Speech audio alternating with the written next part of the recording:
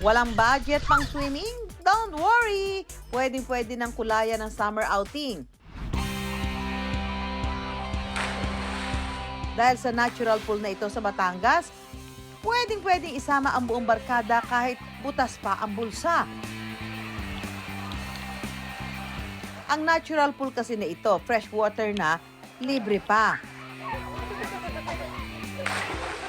Patok nga itong summer destination sa mga lokal at turista, mapabata man o matanda. Bukod kasi sa libre itong paliguan araw man o gabi, ang tubig daw rito sobrang linaw. Pero sinong mag-aakala na ang natural pool na ito, dati raw tambakan ng basura?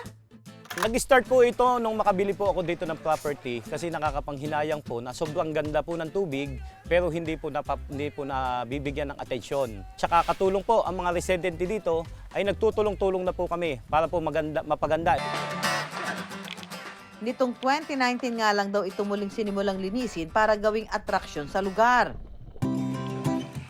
Kaya kung tumatagaktak na rin ang pawis mo sa sobrang init, lublob na sa pagkalamig-lamig ng tubig nito na nanggagaling pa raw sa bukal.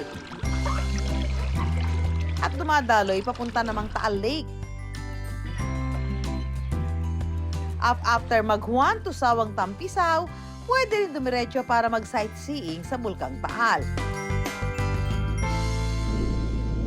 Pero bukod sa pantawid init ngayong summer, ang natural pool na ito, hindi lang daw lango yan.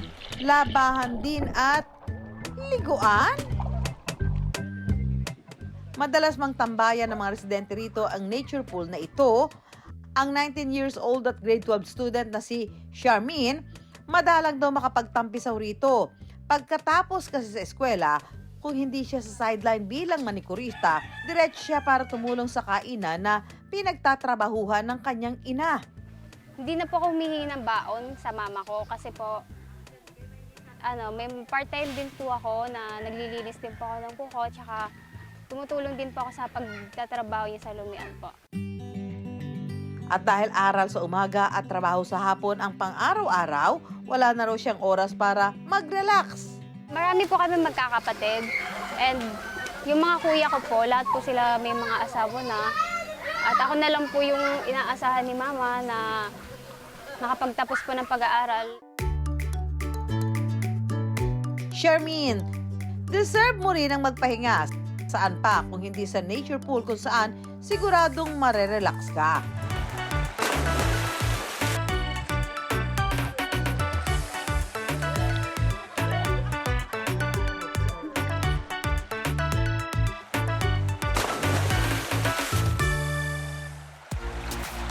Susunod! Para kumpleto ang pa-summer treat namin sa iyo, Charmaine, sagot na ng dinarayong Lomi House sa tabi ng natural pool ang iyong merienda. Abangan yan sa pagbabalik ng I Wonder!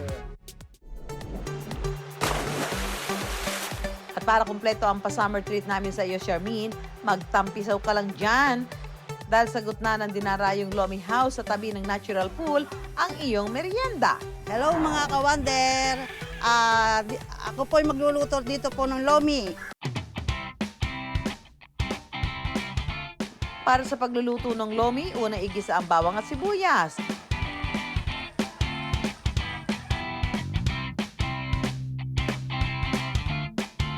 Hintayin lang na kumulo. Saka ilagay ang itlog. Isunod ang Mickey. Pakuluin ulit ng ilang minuto. At kapag kumulo, ilagay na ang cassava flour para lumapot. Haluin kapag naging malapot na ang texture. At para mas maging special, lagyan natin ng toppings.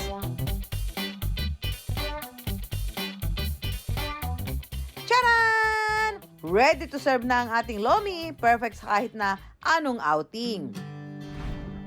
Pagkatapos magbabad at magtampisaw sa tubig, tara muna din ni Charmaine para magmerienda at tikme ang lomi. Naway na relax ka ng refreshing na tubig dito sa nature pool, Charmaine. Malamig po yung tubig at malinis. Perfect po ito lalo na ngayon kung summer at holiday.